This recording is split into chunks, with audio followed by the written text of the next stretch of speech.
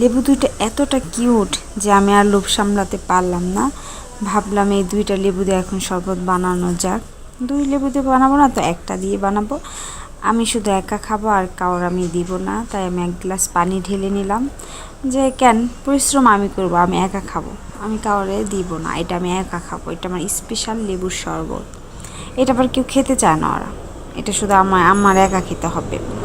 আমি শরবতে হচ্ছে লেবু, শুধু লেবু দিয়ে আর একটু সামান্য পরিমাণ লবণ দিই। আমি হচ্ছে চিনি দিই না, তা সবাই তো আবার চিনি ছাড়া খেতে পারে না, আমাকে বলে যা তোর লেবুর শরবত তুই একাই খা। আর যেন আমি ভাবি যা তোদের দিমই না, আমার শরবত আমি একাই খাবো। আমার শরবতটা অনেক মজা লাগে, আমার কাছে লাগে, ওদের কাছে লাগুক বা না লাগুক জানি না। ফাইনাল লোক আমার লেবুর শরবত বানানোর ডান। দেখতে পাচ্ছেন অনেক কিউট লাগতেছে না?